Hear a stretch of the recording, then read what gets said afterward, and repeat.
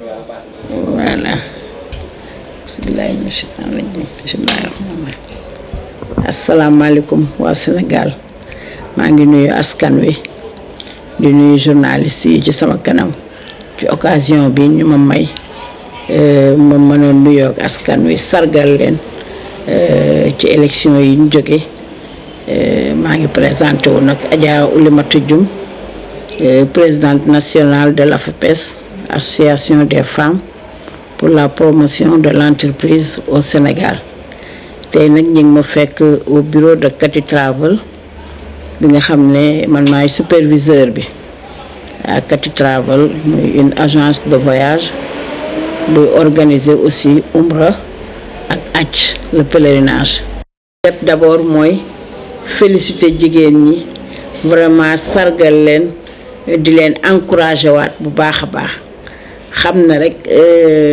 dëgg la journée internationale de la femme muy journée boo xam ne dañ ko dédié à la femme mais ñun jigéen ñi mun nañoo wax sax ne dañuy bañ ndax les 365 jours yëpp dañu bëgg ñu dédié ko les femmes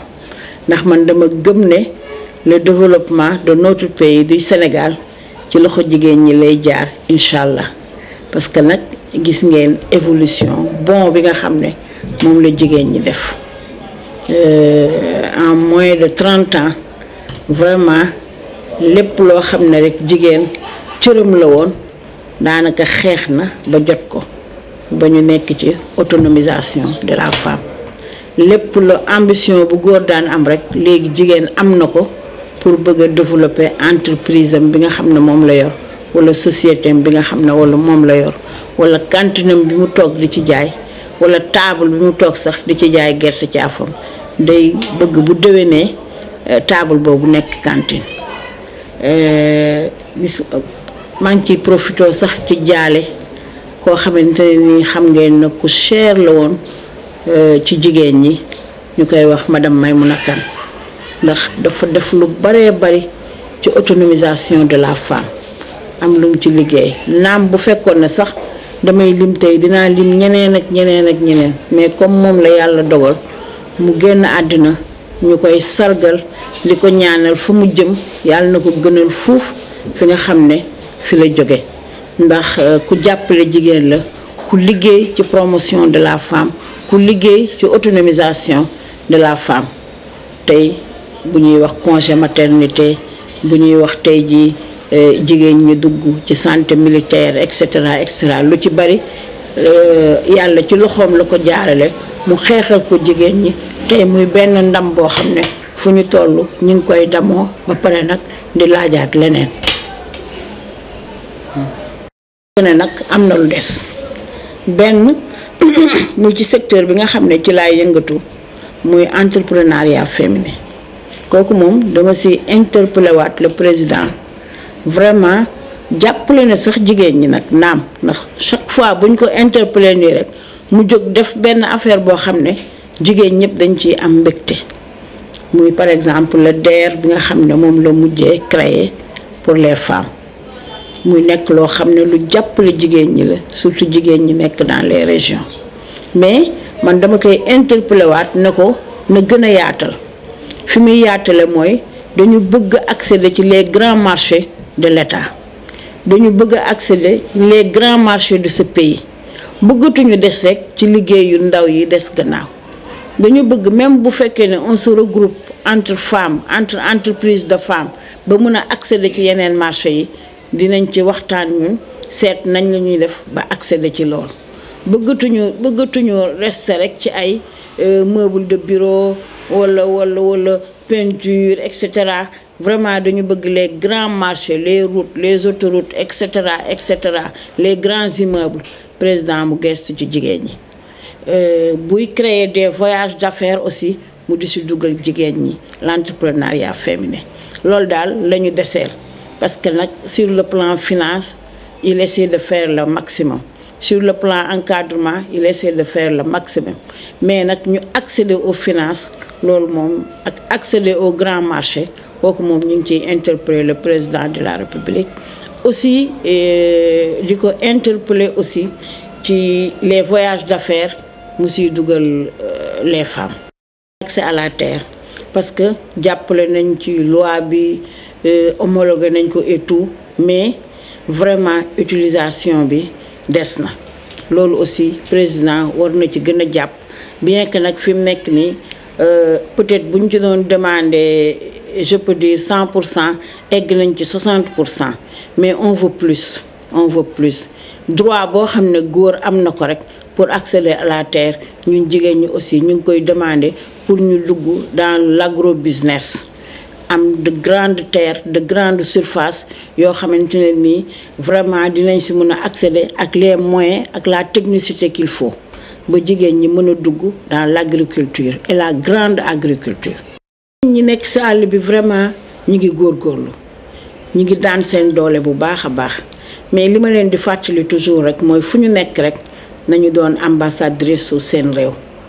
te loolu boo ko doonee rek di nga moytu lu bari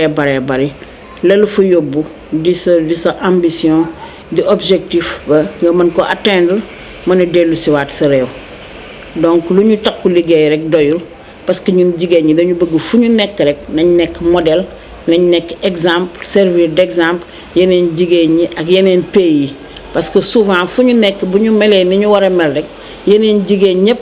dañuy sant jigéenu Sénégal di jéem a roy ci ñoom nekk ay royukaay donc royukaay boobu jamais buñ ko fàtte nañ koy bàyyi xel fu ñu toll. ñoom tam seen doléance yi gën a bari mooy ay logement parce que parfois dañuy envisager seen retour mais li leen di bloquer mooy bu ma demee fan laay dëkk damay nekk en location donc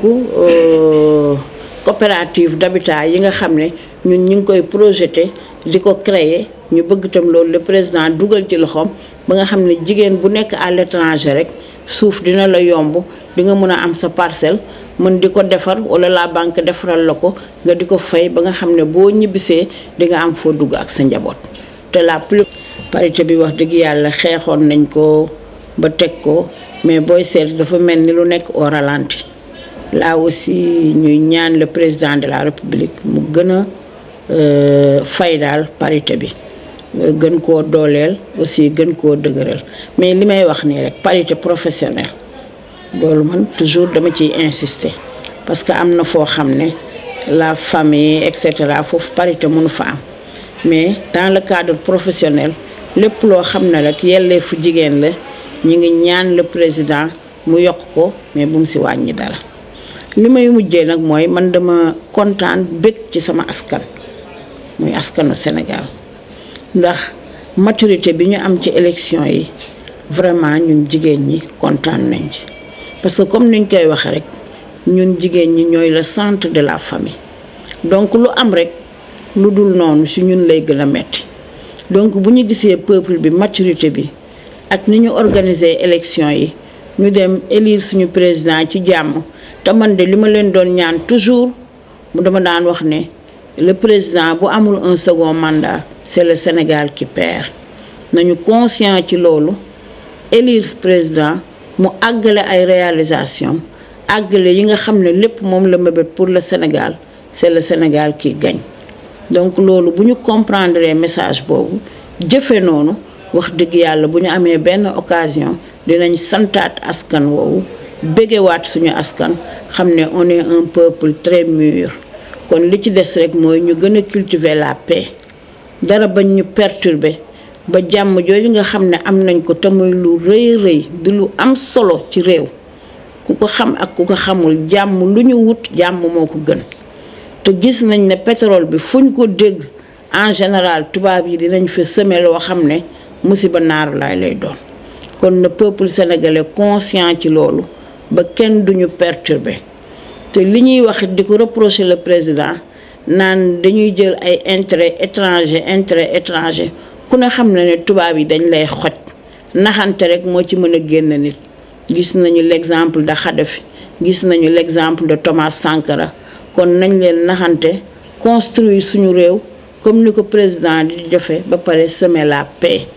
nañu wut jàmm surtout ñun jigéen ñi nañu jàppalante jàpp ci suñu borom kër yi jàpp ci suñu njaboot gi les valeurs yi nga xam ne tam ñu ngi commencé di ko perdre ñu fexe ko rattraper ci suñuy njaboot instruire la paix installer la paix